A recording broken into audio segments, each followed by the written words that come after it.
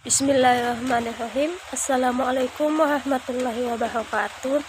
Perkenalkan, nama saya Hasana dengan NIM 2002222131.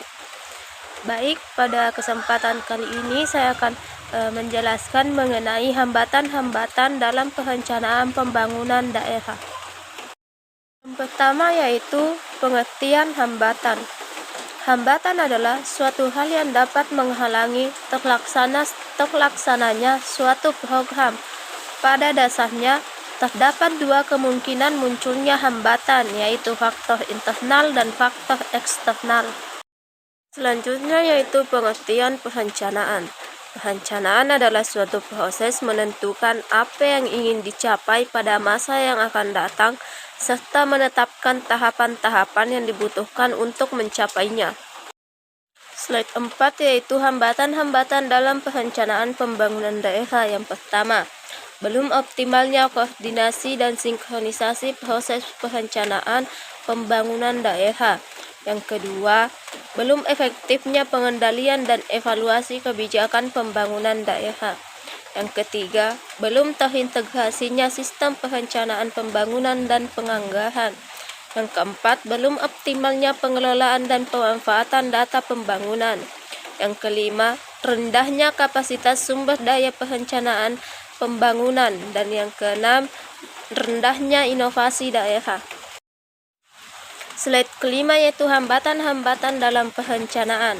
Kesulitan dalam masalah perencanaan proyek atau tidak efektif dan efisien terkait waktu, keoptimalan dalam bekerja atau tenaga, kurangnya pendekatan tradisional masyarakat setempat, biaya yang tidak mendukung, strategis perencanaan kurang karena kurangnya satu visi dan misi antar pembuat perencanaan.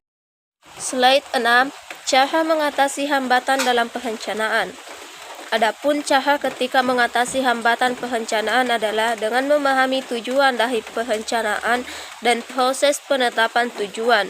Seharusnya rencana dan tujuan yang dibuat oleh manajemen puncak dikomunikasikan ke bawah dan turut melibatkan manajemen di bawah dalam proses pengambilan keputusan. Slide yang ketujuh yaitu hambatan-hambatan dalam perencanaan pembangunan daerah di wilayah pedesaan. Dalam pembangunan di wilayah pedesaan akan menghadapi banyak kendala, antara lain yaitu masih kurang berkembangnya kehidupan masyarakat pedesaan karena terbatasnya akses masyarakat pedesaan, terutama kaum perempuan, ke sumber daya produktif seperti lahan, permodalan, infrastruktur, dan teknologi. Slide ke-8 yaitu faktor-faktor penghambat pada proses pembangunan. Yang pertama, perkembangan penduduk dan tingkat pendidikan yang rendah. Yang kedua, perekonomian yang bersifat dualistik. Yang ketiga, tingkat pembentukan modal yang rendah.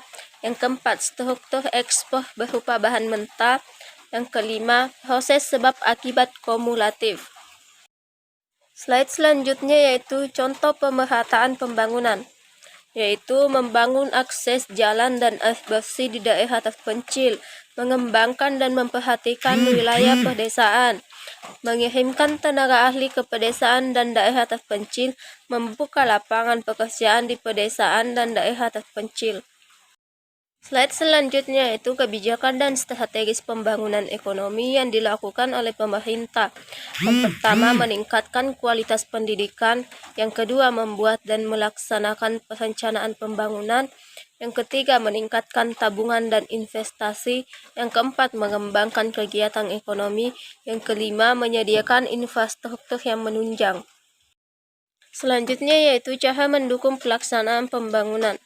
Cara mendukung pelaksanaan dari sebuah pembangunan adalah dengan cara melakukan beberapa hal, yaitu yang pertama, memberikan sebuah partisipasi yang dimana aktif dalam melakukan kegiatan pembangunan. Yang kedua, memberikan sebuah bentuk rasa untuk bertanggung jawab dari masyarakat terhadap segala macam bentuk dari pembangunan. Baik, mungkin itu saja yang sempat saya sampaikan. Wassalamualaikum warahmatullahi wabarakatuh.